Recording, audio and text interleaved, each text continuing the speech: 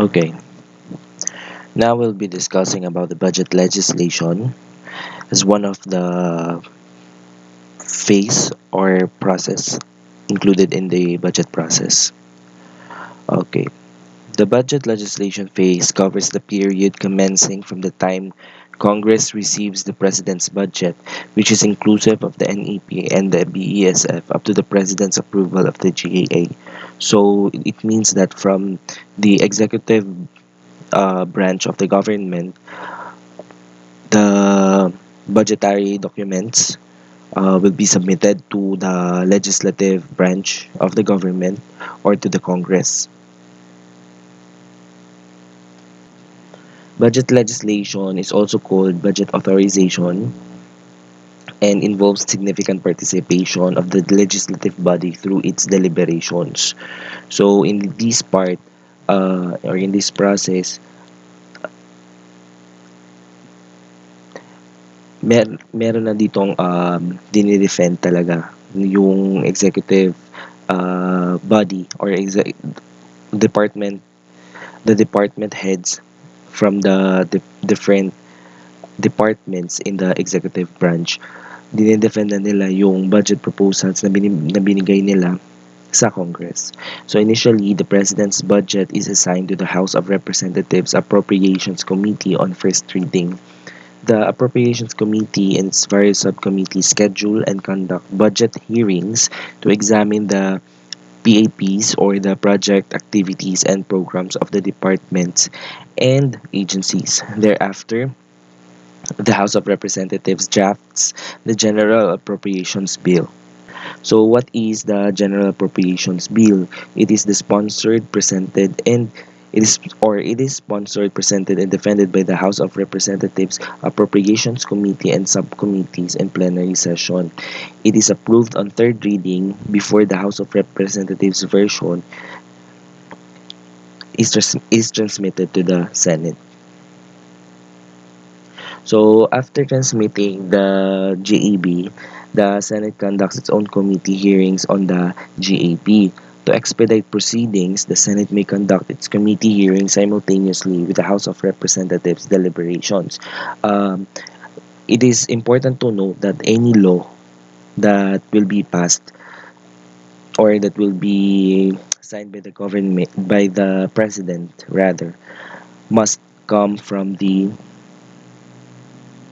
um, from the Congress first, especially kung related to sa finances ata ng government.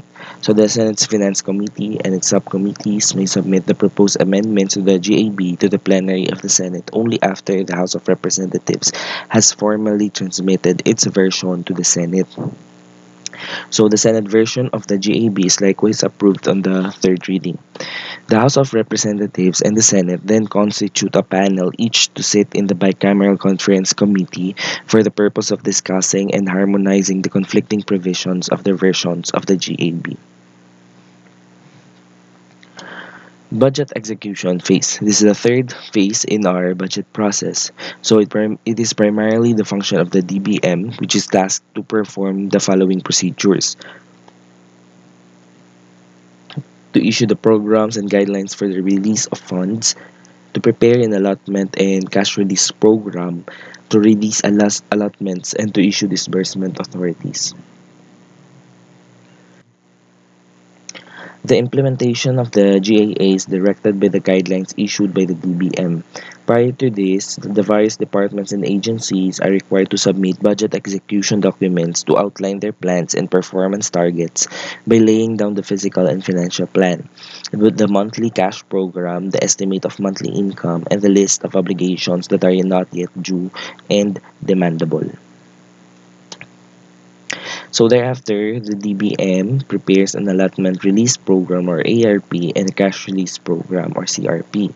So the ARP sets a limit for allotments issued in general and to a specific agency. The CRP fixes the monthly, quarterly, and annual disbursement levels.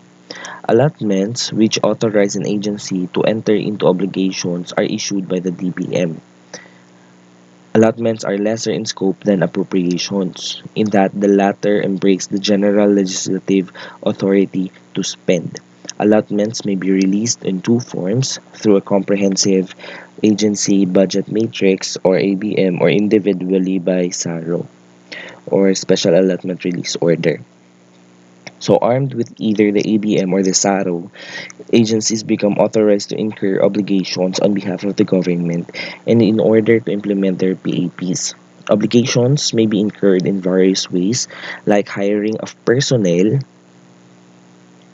which is related to the current operating expenses under the personal services, entering into contracts for the supply of goods and services, other MOOEs, and using utilities.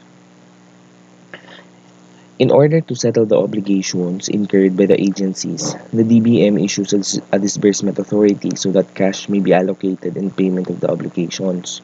A cash or disbursement authority that is periodically issued is referred to as a notice of cash allocation, which issuance is based upon an agency submission of its monthly cash program and other required documents. The NCA specifies the maximum amount of cash that can be withdrawn from a government servicing bank for the period indicated. So apart from the NCA, the DBM may issue a non-cash availment authority or NCAA to authorize non-cash disbursements or cash disbursement ceiling for departments with overseas operations to allow the use of income collected by their foreign posts for their operating requirements. Actual disbursement or spending of government funds terminates the budget execution phase and is usually accomplished through the modified disbursement scheme, under which disbursements chargeable against the national treasury are coursed through the government servicing banks.